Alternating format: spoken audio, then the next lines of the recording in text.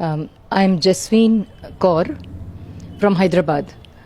आजकल जो एनआरसी और सीएए के ताल्लुक में जो देश में बवाल मचा हुआ है उसके बारे में कुछ अपने ख्याल शेयर करना चाहती हूँ। मैं हाल ही में 2 किताबें पढ़ रही थी। एक किताब है जलियांवाला बाग के ऊपर, ये डिटेल है, और एक किताब है हिटलर्स विलिंग एक्सिक्यूशनर्स।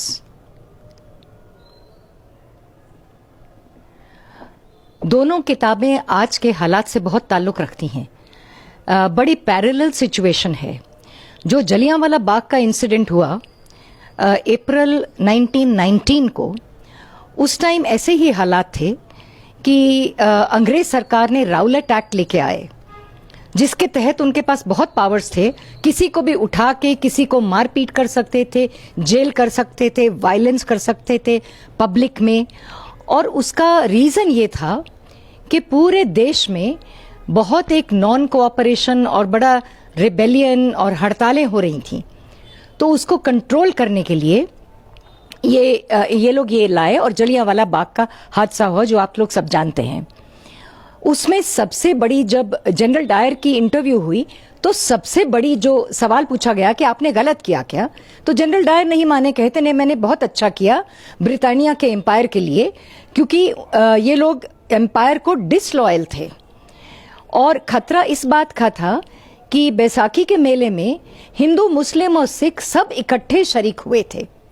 तो ये जो पूरे कौम की मजहब से ऊपर उठकर जो एकता दिखाई दी, ये ब्रिटानिया सरकार को बहुत थ्रेटनिंग लगी। तो उन्होंने उसको दबाने के लिए ये एक्ट लेके आए। और वैसे भी वो हिंदू, मुस्लिम और सिखों को डिवाइड एंड रूल की नीति अडॉप्ट करते थे, जो कि सबको मालूम है।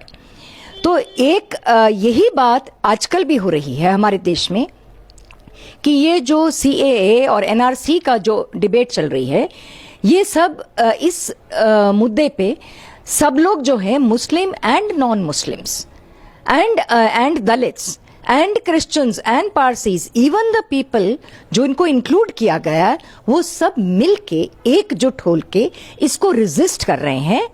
और गवर्नमेंट का एटीट्यूड ये है कि ये लोग हमको डिसलॉयल हैं।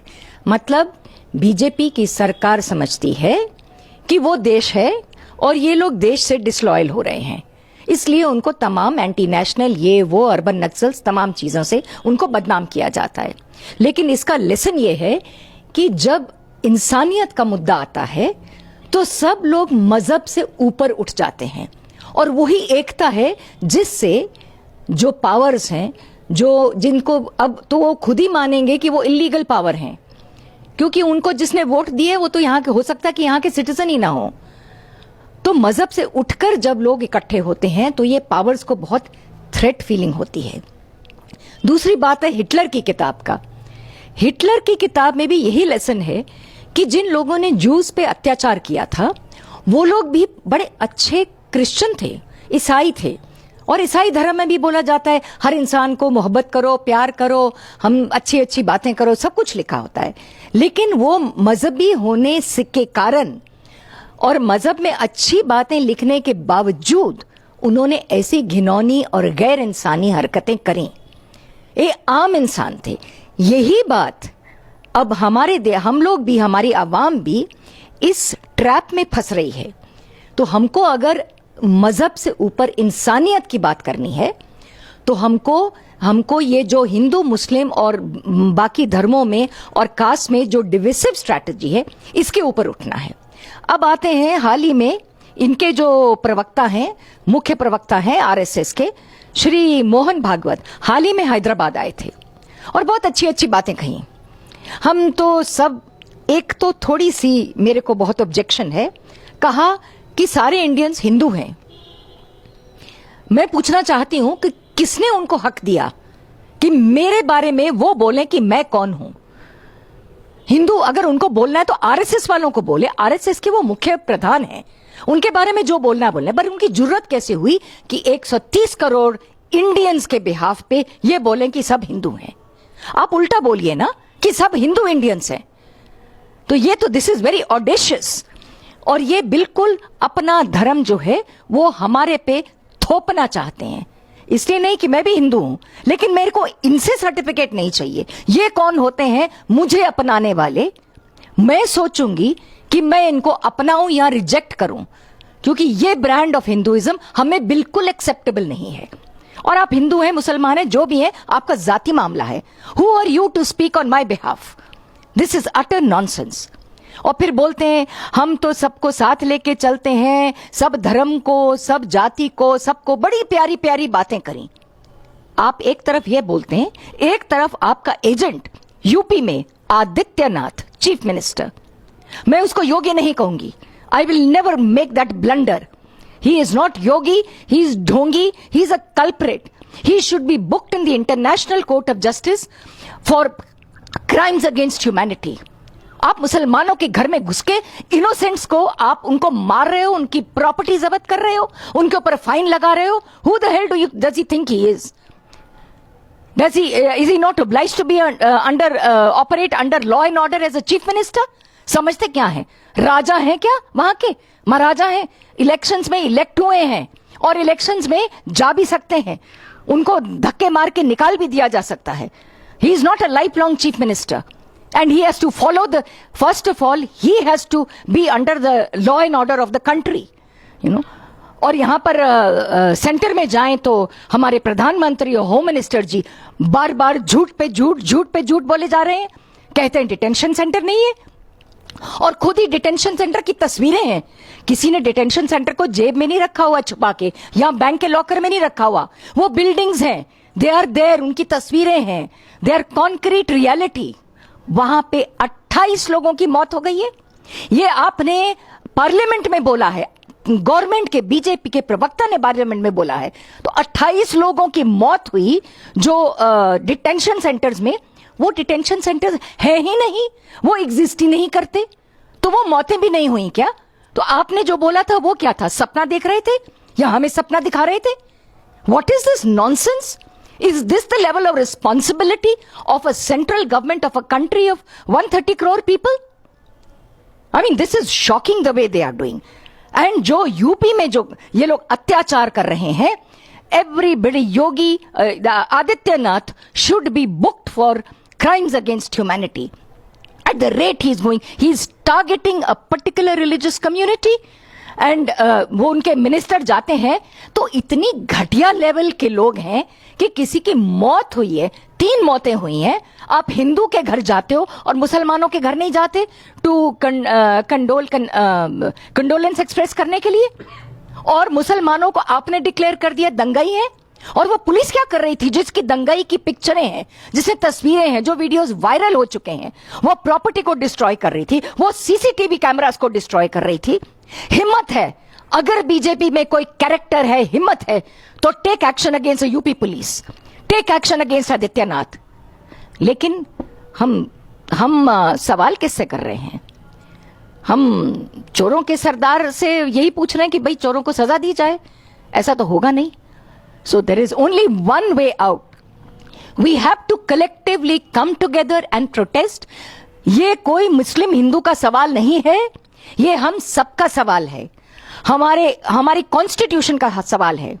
जब मोहन भागवत ने कहा कि भाई हम तो सबको एक समान मानते हैं और सब हमारे भाई बहन हैं, इस तरह की अच्छी अच्छी बातें करी, तो हमारा संविधान भी यही कहता है ना। तो आप हमारे संविधान को अडॉप्ट क्यों नहीं कर लेते? आपको आरएसएस की कॉन्स्टिट्यूशन बनाने की क्या जरूरत है? आपको पीला झंडा लगाने की क्या जरूरत है? आपको निक्कर पहनने की क्या जरूरत है? आप बिल्कुल अडॉप्ट करिए हमारी कॉन्स्टिट्यूशन को, लेकिन उनको ये याद रखना होगा, अपने जहन में रखना होगा कि कॉन्स्टिट्यूशन उनके अंदर नहीं है, वो कॉन्स्टिट्यूशन के अंडर है। So they dare not meddle with the constitution, which is a hard won constitution of this country. After lots of lives had been spent in the independence, during the independence struggle, जबकि RSS वाले चोरी छुपे कहां bill में बैठे थे, और सावरकर जो उनका लीडर है, जिसकी पिक्चर इन्होंने पार्लियामेंट में लगाई हुई है, वो ऑलमोस्ट आज की टर्म्स में 1 लाख रुपया पेंशन लेता था सर अंग्रेजों से till 1947। After submitting his apology till 1947 उसको अप्रोक्सीमेटली 1 लाख रुपया पर मंथ उसको पेंशन मिलती थी सरकार से, ब्रिटिश सरकार से। ये इनकी गद्दारी है। ये देशभक्ति की बात करते हैं कौन से मुंह से? So this NRC and even NPR भी, it is not census. NPR और सेंसस में बहुत फर्क है, और NPR का भी पूरे खुले आम हम लोगों को विरोध करना पड़ेगा। इसमें पूरी आइडेंटिटी मांग रहे हैं, प्रूफ ऑफ सिटीजनशिप मांग रहे हैं।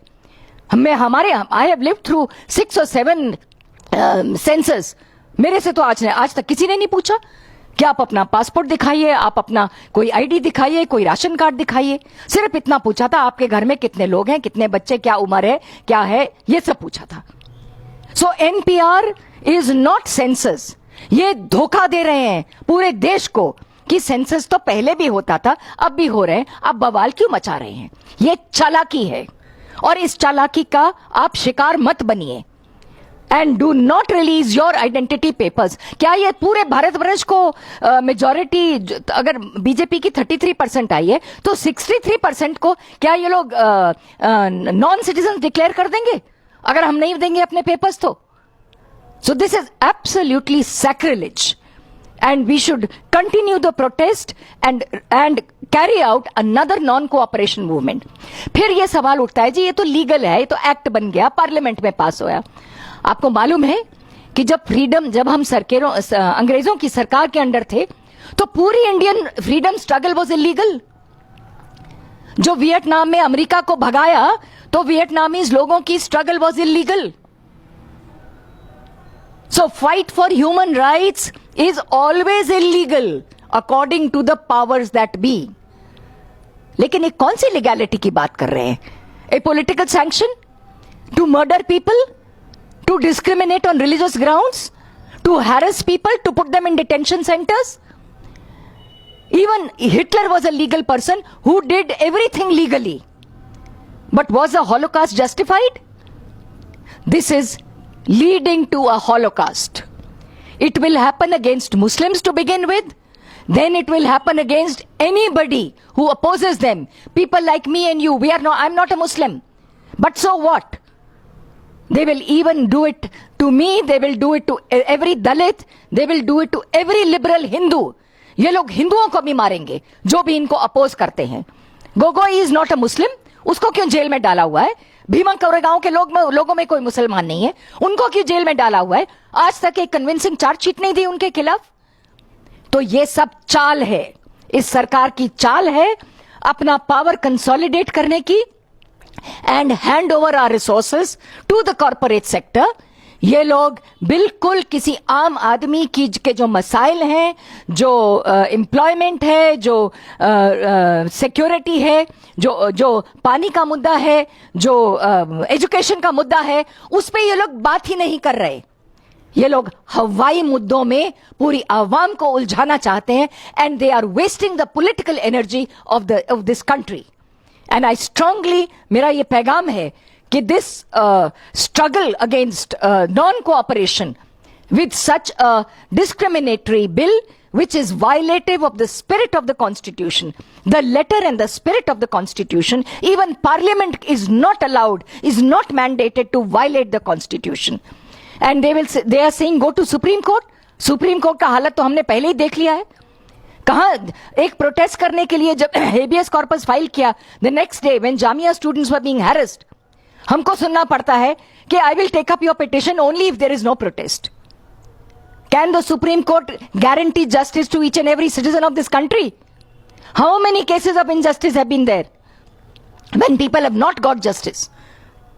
सो आई थिंक सुप्रीम कोर्ट को भी तभी आवाज सुनाई देगी जब हम लोग आएंगे आगे और पूरी जनता की, आवाम की आवाज जो है वो एकजुट होके इसके खिलाफ बोलेगी। Thank you.